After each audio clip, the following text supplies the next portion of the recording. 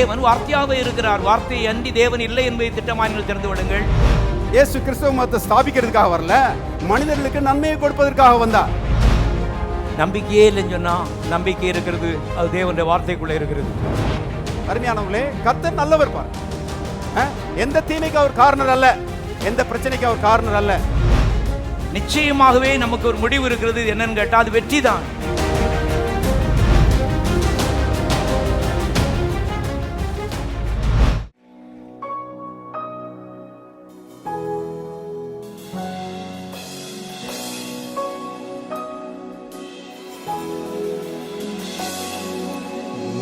செய்த நன்மைகளை எண்ணிட முடியாது, ஒவ்வொன்றையும் நான் மறந்திட முடியாது.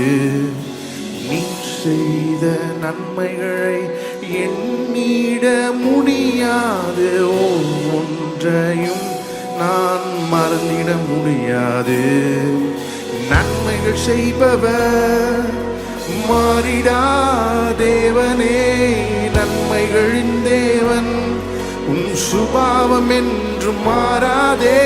நன்மைகள் செய்பவர் மாறிடா தேவனே, நன்மைகளின் தேவன் உன் சுபாவம் என்று மாறாதே. நன்றி நன்றி நன்றி உமக்கு நன்றி நன்றி நன்றி.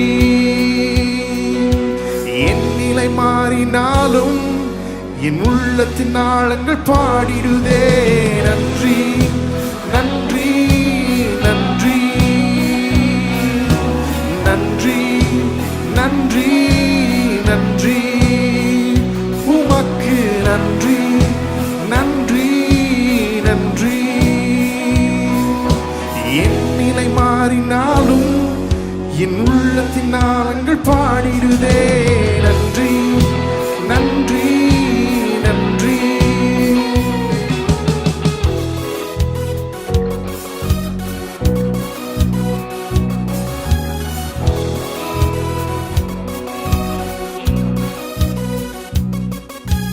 நன்மைக்கு ஈடாய் நான் என்ன செய்வேனோ, அனுதினமும் உம்மை ஆராதிப்பேன்.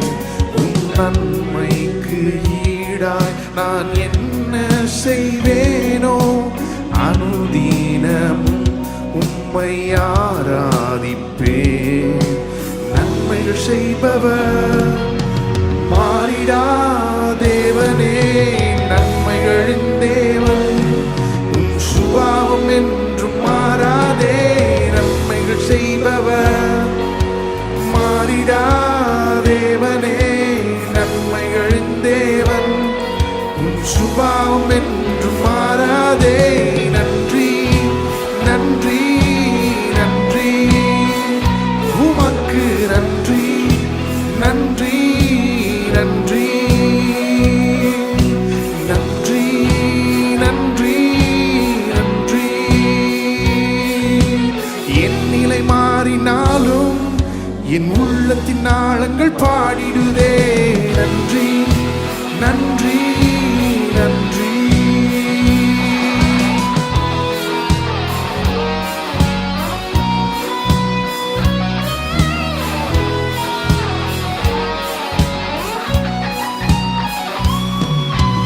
ஏராளம் ஏராளமே உன் நன்மைகள் ஏராளமே, உன் கரத்தின் கிரியைகள் ஒவ்வொன்றும் அற்புதமானதே. ஏராளம் ஏராளமே உன் நன்மைகள் ஏராளமே, உன் கரத்தின் கிரியைகள் ஒவ்வொன்றும் அற்புதமானதே, அதிசயமானதே, ஆச்சரியமானதே. நன்றி நன்றி நன்றி உமக்கு நன்றி நன்றி நன்றி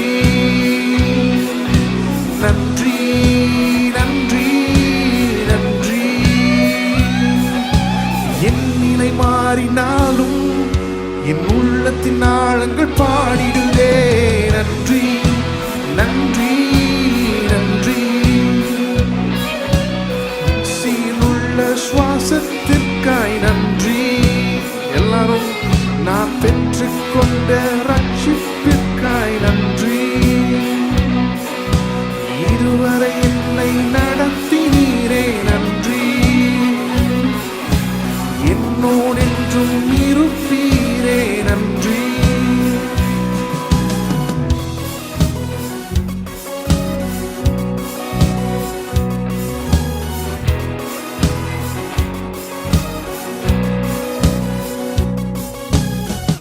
அருமையானவர்களே, நாம் நித்திய ஜீவனுக்கு என்று அழைக்கப்பட்டிருக்கிறோம்.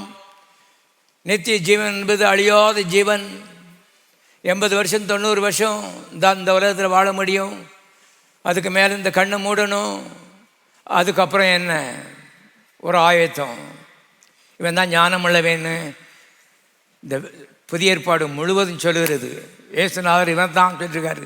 உன்ட்ட பணம் இருக்கலாம், இல்லாமல் இருக்கலாம், அதெல்லாம் முக்கியம் இல்லை. இந்த கிறிஸ்தவன் அநேருக்கு பார்த்தீங்கன்னா ஐஸ்வர்யவான், அவன் பரலோகத்துக்கு போக முடியாது, ஒட்டகமானது ஊசியின் காதுக்குள்ளே நுழையிறது காட்டிலும் ஐஸ்வர்யவான் பரலோகத்துக்குள்ள நுழையிறது ரொம்ப கஷ்டம்.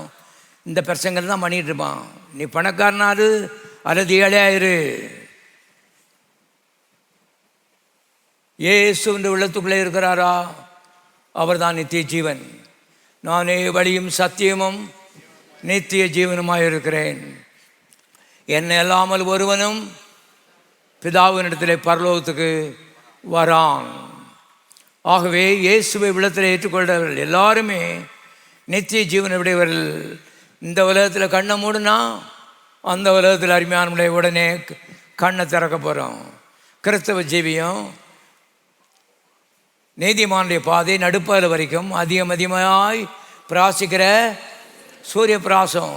இந்த உலகத்தை காட்டிலும் அந்த உலகம் ஃபார் ஃபார் பெட்டர், 1000 மடங்கு அருமையானே பெட்டர் என்பதை தெரிந்து கொள்ளுங்கள். நம்முடைய ஆண்டவர் எப்போதும் பெட்டர், பெஸ்ட்டுக்கு தான் கர்த்தர் நம்மை அழைக்கிறார். முதலாவது குட்டு, 2வது பெட்டர், 3வது பெஸ்ட்டு. வேறு கதை அதை என்கிட்ட சொல்லாத, ஏன்னா வேதம் அபிதமாய் போதிக்கவில்லை. இவர் பெஸ்டான ஒரு பர்சன். நீதிமானுடைய பாதை நடுப்பது வரைக்கும். ஞானி சொல்லலாம் பாருங்க, நடுப்பது வரைக்கும். சாயங்காலம் கீழே இறங்க ஆரம்பிச்சிருது. ஞானியாயி சாலமோன் சொன்னால் அது உனக்கு வேண்டாம். அந்த 12 o'clock கிளைமேக்ஸு அதுதான் உன்னுடைய எதிர்காலம். கண்ணை மூடும்போது இதை நான் கொஞ்சம் ஒன்றுமில்லாமல் ஆண்டியாக ஊழியம் செய்துட்டு இருக்கும்போதே கொஞ்சம் விசுவாசிக்க ஆரம்பித்தேன். இதெல்லாம் ஒன்றும் இல்லை, மாடக்குளம் எங்கே இருக்குன்னே தெரியாது, எங்கேயோ இருந்தோம் அருமையானவர்களே, ஒரு ஓட்டர் சைக்கிளை வச்சுக்கிட்டு. ஆனால் இந்த தேவன் உயர்த்துகிற தேவன், தாவீதை உயர்த்தின தேவன் அவர்கிட்ட வந்துட்டா அதுக்கப்புறம் போ போ போ போ ப்ரமோஷன் தான் என்பது எனக்குள்ள ஆழமாக பதிந்து விட்டது. போன வாரத்தில் நான் சொன்ன மாதிரி ஒன்றும் கிடையாது. ஆனால் எப்போதும் சொல்லுவேன், இந்த களஞ்சியங்கள் பூர்ணமாக என்ன செய்யும், நிரம்பும். களஞ்சியமும் கிடையாது, ஒன்றும் கிடையாது. ஆலையில் திராட்சசம் புரண்டு ஓடும். ஆலயம் இல்லை, ஒன்றும் இல்லை. ஆலையாவது ஒன்றாவது போட்டுக்கிறதுக்கு அருமையான பனியன் வாங்குற காசு கிடையாது. ஆனால் வாய் பேசிக்கொண்டே இருக்கும் ராத்திரி பகலா. அந்த வார்த்தை இன்றைக்கு உறுதிப்படுத்தி விட்டது. எல்லாரும் கைது.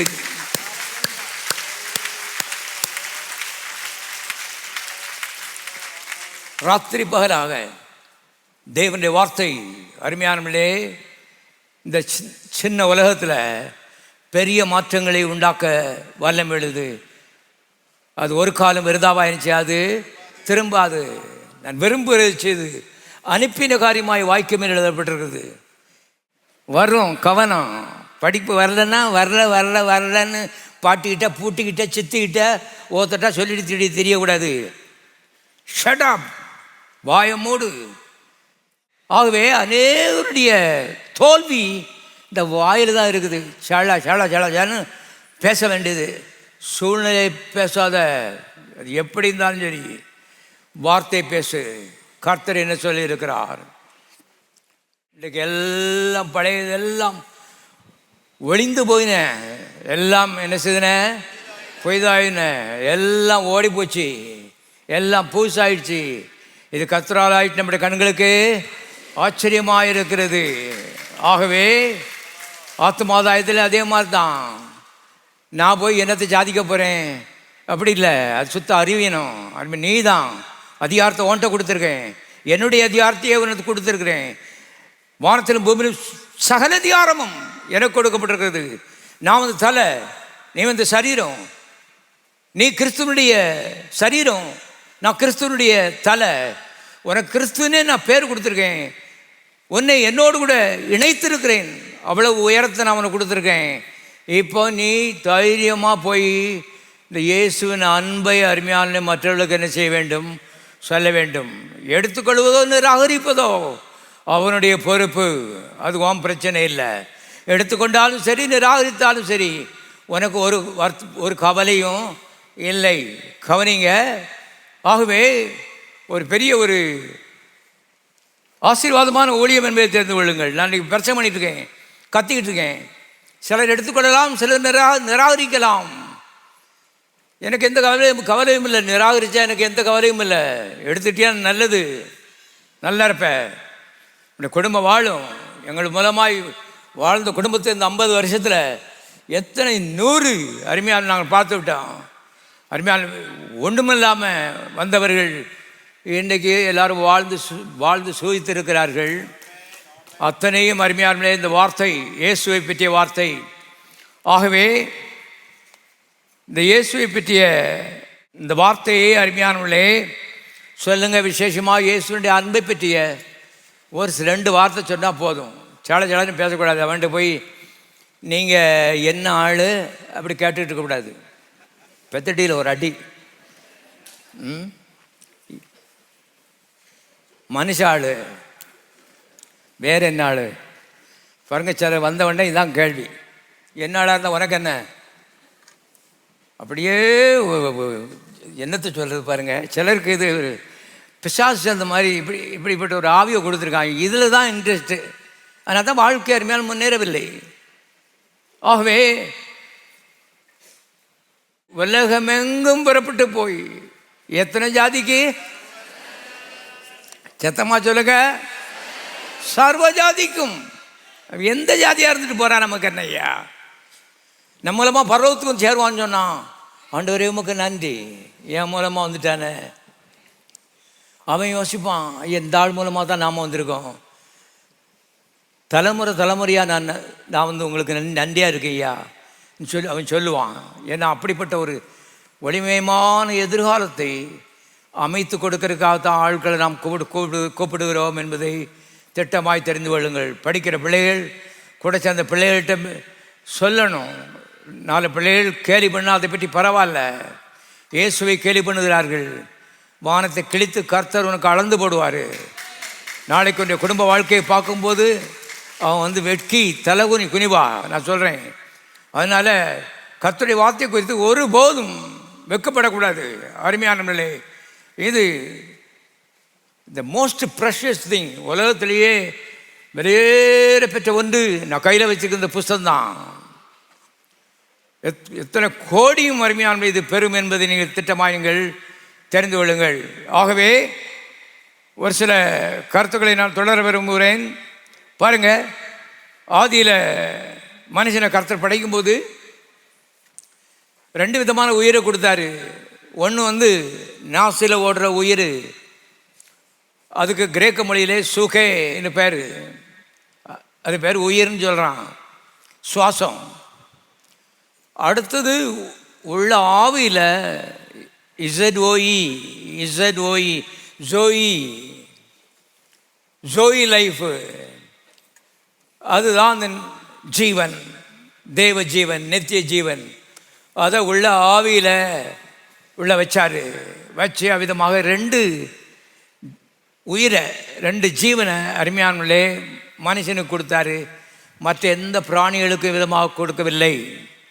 இவனை பார்த்தான் சொன்னார், பூமி எங்கு என்ன செய்யுங்கள், ஆண்டு கொள்ளுங்கள். வெளியே இருக்க அந்த சுவாசத்தை ஆள முடியாது.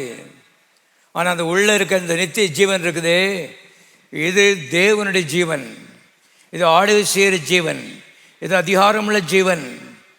இதை பார்க்கும்போது யானை பயப்படுது, முதல்ல பயப்படுது, எல்லாமே பயப்படுது. இவன் ஒன்றும் செய்யலை, இவன் 6 அடி தான் இருக்கிறான். ஆனால் இவனை பார்த்தா அது மற்ற எல்லாமே பயந்து நடுங்குகிறது. அப்படி ஒரு பெரிய ஒரு அதிகாரத்தை அருமையானவர்களே அவனுக்கு கொடுத்தார் என்பதை தெரிந்து கொள்ளுங்கள். அப்படித்தான் மனிதன் படைக்கப்பட்டான். ஆகவே உள்ள கர்த்தர் சோயை கொடுத்தாரு. இது என்னன்னு கேட்டால், தேவனுக்கு மாத்திரம் இருக்க பிரத்யேகமான ஜீவன், வேறு எங்கேயும் கிடையாது. மிருகத்திட்டு கிடையாது, பறவைகிட்ட கிடையாது. தேவனுக்குள்ளே இருந்த ஜீவனை ஆதாமுக்குள்ளே ஆவியிலே வைத்தார். இதுதான் ஆச்சரியமான ஒரு விஷயம். ஆனால் அதை இழந்து போயிட்டான். அவங்களுக்கு தெரியும் பிசாசானன் பொய்யன், பொய்க்கு பிதாவுமாய் இருக்கிறான். அவன் இந்த பழத்தை ஏவாட்ட காமிச்சிட்டு ஏமாற்றி விட்டான். ஆகவே அந்த ஏமாத்தின மாத்திரத்தில் கர்த்தர் சொன்னார் ஆதியாகமம் 2:17, இந்த மரத்தின் கனியை சாப்பிடுகிற நாளிலே சாகவே சாவாய் சொன்னார். நான் ஒரு கேள்வி கேட்கேன், செத்துட்டானா? இல்லையே. அவன் உள்ள செத்துட்டான். வெளியே உயிர் சூக்கே இருந்துச்சு. அத்தியில் எடுத்து ட்ரெஸ் தைக்காங்க. அதெல்லாம் எது செய்யுதுன்னு சொன்னால் இந்த வெளியே இருக்கிற உயிர் சேருது. ஆனால் உள்ளே இருக்கிற ஜோயி, தேவ ஜீவன், நித்திய ஜீவன், அது போயிடுச்சு. அவ்வளோதான். பிசாசு மகன் ஆயிட்டான். உள்ள தேவ சுபாவத்தை இழந்து போனான். பிசாசு சுபாவம் வந்து விட்டது. இதுவரைக்கும் தேவாதி தேவன் எப்பொழுது வருவார் என்று ஏதேன் தோட்டத்திலே அருமையானவர்களை உறவாடுவதற்காக காத்திருந்தாதாம். இப்போ கர்த்தர்ட்டே முதல் முறையாக தைரியமாக பேசுகிறான். நீர் எனக்கு தந்த இந்த ஸ்திரியானவள், அவள் தான் எல்லாத்துக்கும் அவள் தான் காரணம். அவள் எனக்கு கொடுத்தா அந்த பழத்தை. அதனால தான் நான் என்ன செஞ்சிட்டேன், சாப்பிட்டுட்டேன். ஆமாம், உனக்கு இவ்வளவு கள்ளத்தனை எங்கேருந்து வந்துச்சுன்னு கேட்டால், உள்ளே இருக்க தேவன் போயிட்டாரு. உள்ள பிசாசு நினைச்சிட்டான், வந்துட்டான். உள்ள நித்திய ஜீவனுக்கு போல நித்திய சாவு வந்து விட்டது. இப்போ மனுஷன் மறிச்சிட்டான்னு சொன்னான், கண்ணை மூடிட்டான்னா நரகத்துக்கு போயிடுவான். வேறு வழியே கிடையாது. கர்த்தர் அருமையானவர்களே அவனை உடனே கொன்று இருக்கணும். யோசித்து பாருங்கள். நம்முடைய தேவனை பற்றி சில படங்களை அருமையானவர்களே பெற்றுக்கொள்ளும்படி கோயிலுக்கு வந்திருக்கோம். உடனே கொன்று இருக்கணும். அவனை கோயிலில் ஒரு ஆட்டுக்குட்டியை நினைச்சுதாரு, கொன்னார். அந்த ஆட்டுக்குட்டி தான் பிற்காலத்தில் வரப்போகிற தேவ ஆட்டுக்குட்டியாகி இயேசு. எல்லாரும் கரங்களை தட்டிக்க சோதரிப்போம். சாப்பிட்டது இவன், சாக வேண்டியது இவன், நரகத்துக்கு போக வேண்டியது இவன், தண்டிக்கப்பட வேண்டியது இவன். தண்டிக்கப்பட்டது ஒரு தவறும் செய்யாத ஒரு ஆடு. இதுதான் கிறிஸ்தவ கதையினுடைய மூளைக்கல். இங்கிருந்தா ஆரம்பிக்குது. வெளிப்படுத்தின விசேஷம் வரைக்கும் இதே கருத்து தான். அருமையானவர்களே, தேவன் மனிதனுக்காக, குற்றமற்ற தேவன் மனமோந்து தம்முடைய உயிரையே என்ன செய்தார், கொடுத்தார். அது பிற்காலத்தில் தேவ ஆட்டுக்குட்டி என்று அழைக்கப்பட்டார் இயேசு. ஆகவே பாருங்க, அந்த ஜீவனை இழந்து போயிட்டானா. இப்போ ஒரு மனிதனுக்கு தேவன் செய்யக்கூடிய மிகப்பெரிய ஒரு உதவி என்னன்னு கேட்டீங்கன்னா, இழந்து போன அந்த ஜீவனை அவனுக்கு என்ன செய்யணும், கொடுக்கணும். அதுதான் லூக்கா 19 நாம் வாசிக்கிறோம். இழந்து போனதை தேடவும் ரட்சிக்கவுமே மனுஷகுமாரன் என்ன செய்தார், வந்தார். என்னத்தை இழந்து போயிட்டான், உள்ள இருக்க ஜோயி இழந்து போயிட்டான். தேவ ஜீவன், நித்திய ஜீவன், தேவ சுபாவம், அதை இழந்து போயிட்டான். ஆகவே அதை கொடுக்கணும் அவனுக்கு. அவன் ஆவியில ஜீவனை வைக்கணும். ஆகவே தான் யோவான் 3:16 விதமாக சொல்லுகிறது. வாசிக்கலாம். யோவான் 3:16, தேவன் தம்முடைய ஒரே பேரான குமாரனை விசுவாசிக்கிறவன் எவனோ பாருங்க, என்ன அருமையான ஒரு நீள கயிறை விடுறாரு பாருங்க. எவனோ, எவ்வளோ, எந்த ஜாதியோ, எந்த சமுதாயமோ, என்ன சட்டை போட்டிருக்கானோ போடலையோ, அருமையான பாருங்க, எல்லாருக்கும் இது பொருந்தும். எல்லாரையும் சமமாக தேவன் நேசிக்கிறார். சட்டை போடாதவனும் ஒன்று தான், டை கட்டிக்கணும் ஒன்று தான் கர்த்தருக்கு. நாம தான் பெருசு சின்னதுன்னு சொல்லிட்டு இருக்கோம். எவனோ அவன் கட்டுப்போகாமல் நித்திய ஜீவன் அடையும்படிக்கு இயேசுவை தந்தருளி இவ்வளவாய் உலகத்தில் என்ன செய்தார், அன்பு கூர்ந்தார். இவ்வளவாயின்னு சொன்னால் மேக்சிமம், இதுக்கு மேலே அன்பு வர முடியாது, மேக்சிமம். பாருங்க, ஆக என்ன செஞ்சிட்டாரு, இயேசு தந்தாரு. அந்த இயேசுல என்ன விசேஷம், நானே வழியும் சத்தியமும் நித்திய ஜீவனுமாயிருக்கிறேன். தனக்குள்ள இருந்த அந்த ஜோய, ரெண்டாவது ஆழத்துவமாகிய அந்த இயேசு கிறிஸ்துவுக்கு உள்ள வச்சு, அவருடைய ஆவியில் வச்சு, நீ பூலோகத்தில் மனிதனாக பிறந்து மனுஷனுக்குள்ளே இதை கொடுத்துருப்பா.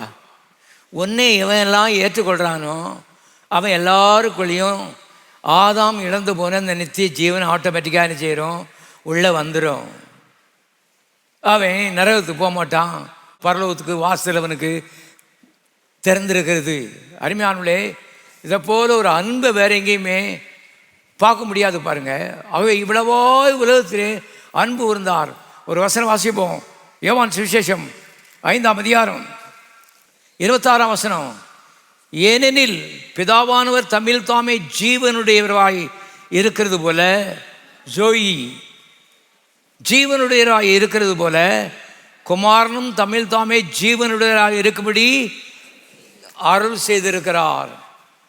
அவருடைய ஜீவனை எடுத்து குமாரனுக்குள்ளே வச்சு, நீ பூலோகத்தில் போய் உன்னை மிஷனரியாக அனுப்புகிறேன். நீ செய்ய போகிற பெரிய மிஷன் என்னன்னு கேட்டா, அந்த உள்ள இருக்க பிசாசின் ஆவியை பிடுங்கி எரிந்து விட்டு இந்த நித்திய ஜீவனை ஜோயியை அவனுடைய ஆவிக்குள்ளே வைக்கணும். யார் யாரெல்லாம் விசுவாசிக்காங்களோ அவ்வளவுதான், வேற ஒன்றும் இல்லை. அவன் என்ன தப்பு பண்ணியிருந்தாலும் பரவாயில்ல, எந்த பின்னணிந்து வந்தாலும் பரவாயில்ல, எவனோ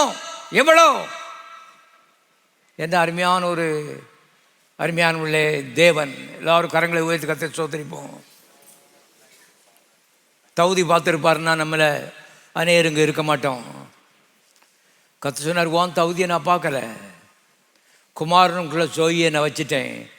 நீ இயேசுவை விசுவாசியா, ஜோயு ஃப்ரீ, இந்த இலவசமாக வச்சுக்க, அவ்வளோதான். உள்ள ஆவியில் ஜோயை நான் வச்சுட்டேன். அவர் தான் அவருடைய நாமத்தின் மேல் விசுவாசம் உள்ளாய் அவரை ஏற்றுக்கொண்டவர்கள் எத்தனை பேர்களோ அத்தனை பேரிலும் தேவனுடைய பிள்ளைகளாகும்படி அவர்களுக்கு என்ன செய்தார், அதிகாரம் கொடுத்தார். எல்லாம் அதிகாரம் கொடுத்தாரு. அதிகாரத்தோடு சொல்லலாம், எனக்கு ஜோய் இருக்கு, கண்ணை மூடனே நரகத்துக்கு போக மாட்டேன், கண்டிப்பாக பரலோகத்துக்கு நினைச்சுப்பேன், போவேன். ஏன்னா தேவன் அங்கே இருக்கிறார், இயேசு அங்கே இருக்கிறார், நான் அங்கே இருக்கிறேன். எங்கள் 3 பேருக்குள்ளேயும் ஜோய் என்ன செய்து இருக்குது. அருமையான கவனிங்க. ஆகவே தேவ ஜீவனை, அருமையானே நித்திய ஜீவன், அது பேர். அதை இயேசு மூலமாய் தேவன் இந்த பூலோகத்துக்கு அனுப்பினார். கர்த்தர் சொல்கிறாரு, உனக்கு பணக்காரரை பார்த்து சொல்கிறாரு, உனக்கு கொஞ்சம் பணம் கொடுத்துருக்கேன், ஒரு நோக்கத்தை வச்சுருக்கிறேன்ப்பா. இந்த உலகத்தில் தான் இந்த பணங்கிறது இவ்வளோ பெருசாக இருக்குது. அங்கே நீ வந்துட்டீன்னா இது வேஸ்ட் பேப்பர் பேஸ்கெட்டோட போட முடியாது. உங்கள் 2000 ரூபா நோட்டை அங்கே குப்பை கூடையில் கூட போட முடியாது. குப்பை கூட சொல்லும், எஜெக்ட் பண்ணிட்டேன், தூக்கி எறிஞ்சிட்டேன், போ, இங்கே போடாத. ஒவ்வொரு நாட்டில் உள்ள இந்த தாளை கொண்டு அங்கே கொண்டு போட்டுக்கிட்டு இருந்தா அங்கே முழுசும் தங்கம்தான். அருமையான கவனிங்க. ஆக இந்த பணத்தை ரொம்ப பெருசுன்னு நினைக்காத. இதை கொண்டு ஒருவேளை ஒரு முழு சுவிசேஷம் வாங்க வேண்டாம். ஒரு மத்தேயு எழுதின சுவிசேஷம் ஒரு 5 ரூபாய்க்கு ஒரு புத்தகத்தை வாங்கி ஒருத்தர் கொடுத்து நாளைக்கு அவன் ஒரு பெரிய பிரசங்கியாராய் அருமையானே மாறக்கூடிய வாய்ப்பு இருக்கிறது. இதெல்லாம் மனதில் வைக்கணும், நல்ல காரியங்களை சிந்திக்கணும். பாருங்கள், நான் வந்து கொடுக்க போகிறேன், கர்த்தருடைய நாமத்தில் கொடுக்க போகிறேன், இது வல்லமையாக வேலை செய்ய போகுது. நான் செய்ய முடியாத காரியத்தெல்லாம் இந்த ஆள் நாளைக்கு என்ன செய்ய போகிறான். எல்லாரும் கரங்களை தட்டி சோதரிப்போம்.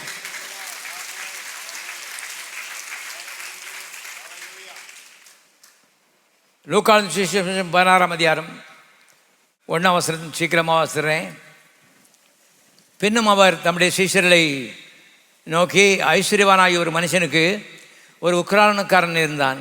அவன் தன் எஜமானுடைய ஆஸ்திகளை அழித்து போடுகிறதாக எஜமானுக்கு அறிவிக்கப்பட்டது. அப்பொழுது எஜமான் அவனை வரவழைத்து, உன்னை குறித்து நான் இப்படி கேள்விப்படுகிறது என்ன? உன் உக்கிரான கணக்கை ஒப்புவி, இனி நீ உக்கிரானக்காரனாக இருக்கக்கூடாது என்றான். அப்பொழுது உக்கிரானக்காரன், நான் என்ன செய்வேன்?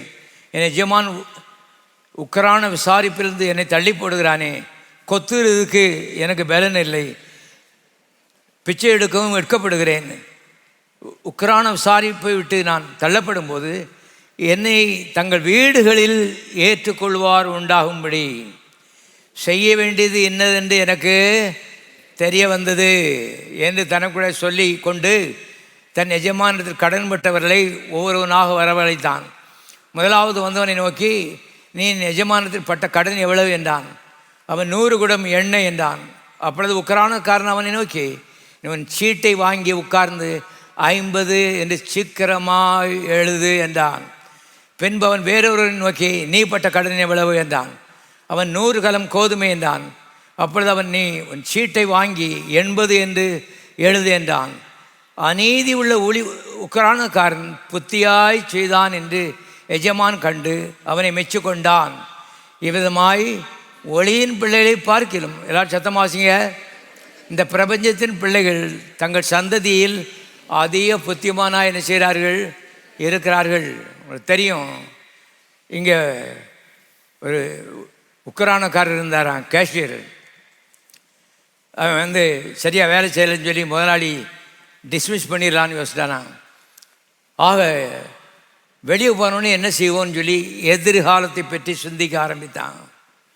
அவை திட்டம் போட்டு முதலாளிகிட்ட யாரெல்லாம் கடன் வாங்கியிருக்காங்களோ அது அவனுக்கு தெரியும். இவன் தானே கேஷியரு. ஒவ்வொருத்தராக கூப்பிட்டான். பாருங்கள், அதில் 100 குடம் எண்ணெய் கடன் வாங்கினவன்ட்ட சீட்டை வாங்கி 50 இன்னும் எழுது சொல்லி அவனுக்கு சொல்லி கொடுத்தான் இவனே. இன்னொருத்தன் 100 கலம் கோதுமை கடன் வாங்கியிருந்தான். அவன்கிட்ட 80 எழுதுன்னு சொன்னான். இது முதலாளி தெரிய வந்துச்சு. பாருங்கள், முதலாளி அவனை மெச்சு கொண்டான் எழுதப்பட்டிருக்குது. அவன் செய்தது தப்பு தான்.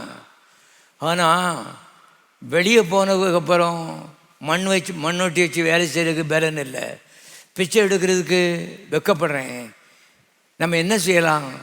நாளைக்கு வாங்க சார் வாங்கன்னு சொல்லி நம்ம வீடுகளில் ஏற்றுக்கொள்வார் உண்டாகும்படி கொஞ்சம் ஃப்ரெண்ட்ஸை ஆயத்தப்படுத்தணும்னு சொல்லி இந்த கள்ளத்தில் மண்ணான்னு போட்டிருக்கு. இவனை இந்த முதலாளி மெச்சுக்கிட்டான்னு கற்று சொல்கிறாரு. கடைசியாக சொல்கிறாரு, என் பிள்ளைகளை காட்டிலும் இந்த உலகத்தான்ங்க கூட கொஞ்சம் ஞானிகளாக நினச்சியான் இருக்கிறான். என் பிள்ளைகளுக்கு அவ்வளோ பெரிய எதிர்காலம், சூரியனை பார்க்கலும் பிரகாசமான எதிர்காலம் நான் வச்சுருக்கேன். இந்த அற்பமான இந்த பேப்பர், இந்த பணம், இதை வச்சு கொஞ்சம் ஃப்ரெண்ட்ஸை ஆயத்தப்படுத்து. நாளைக்கு வாங்க, எங்கள் வீட்டுக்கு வாங்க, உங்களால் தான் நாங்கள் வந்திருக்கோம்னு சொல்லி கூப்பிட்றதுக்கு கொஞ்சம் ஆட்களை ஆயத்தப்படுத்துன்னு எத்தனையோ பிரச்சனை பண்ணாலும் அசைவனான்னு சொல்லி சில ஆட்கள் அம்மிக்கல் மாதிரி உட்காந்துருக்காங்க.